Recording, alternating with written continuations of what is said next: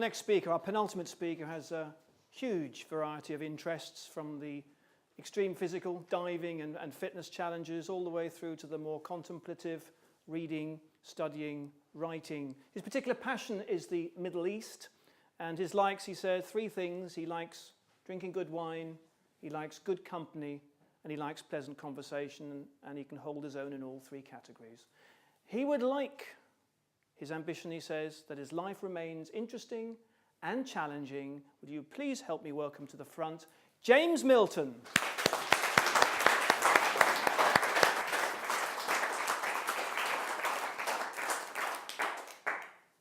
Mr. Chairman, ladies and gentlemen, I'm a great lover of the dramatic pause. However, having had a 4-minute one before I actually had to speak, I may well cut down on that.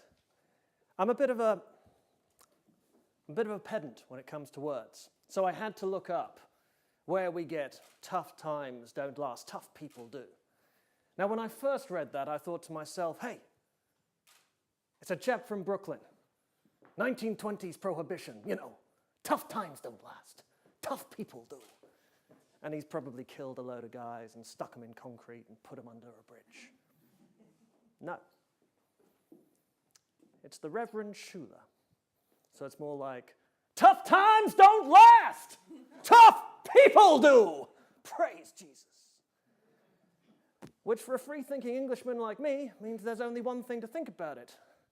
It's codswallop. It's snake oil. And here's the rub.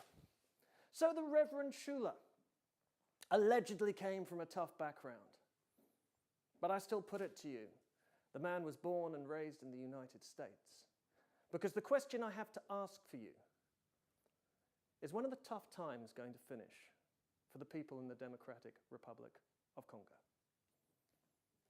where the average age of a soldier is 13 and life expectancy is in the mid-20s?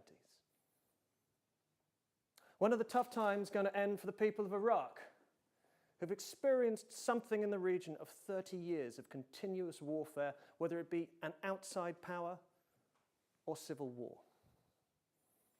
And when are the tough times going to end on the sink estates of the United Kingdom?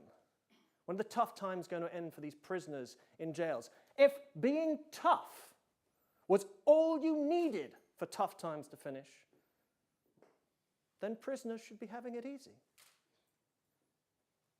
So this is what I realized.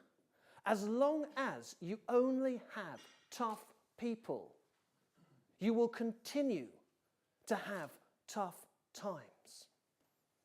As long as the only way you define your world is by who is the hardest, who can punch the hardest, how can I possibly survive this, you will end up with a bleak and vicious future. And I remember the first time this came to me, I was in Iraq itself. I was serving as a soldier there.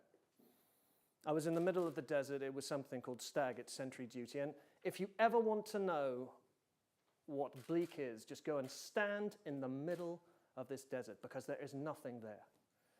I was tens of miles from good company. I was 1,000 miles from decent wine. It was absolutely the worst moment of my life. And it was 3 a.m, and it was freezing cold.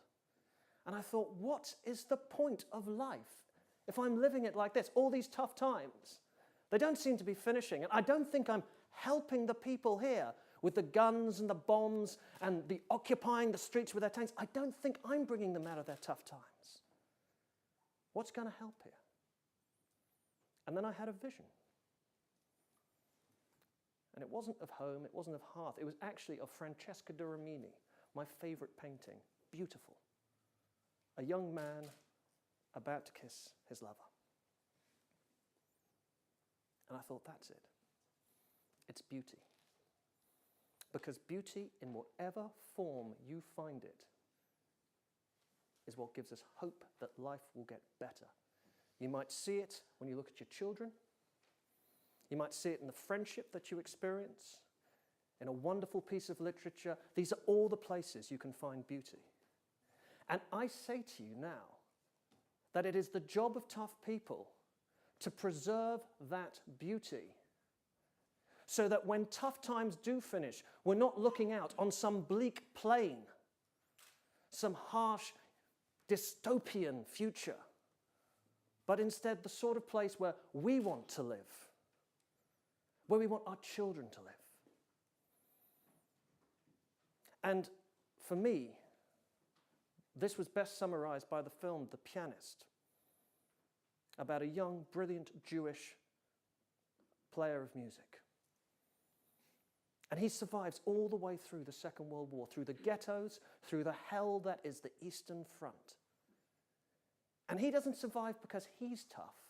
He survives because everybody around him wants him to, because every single time they hear him play, suddenly they're not in this dreadful place. Suddenly they're in a warm room filled with friends. There's a drink next to them. There's a beautiful stranger looking at them. They know that in the morning they will not have to pick up a rifle and either shoot somebody or face death themselves.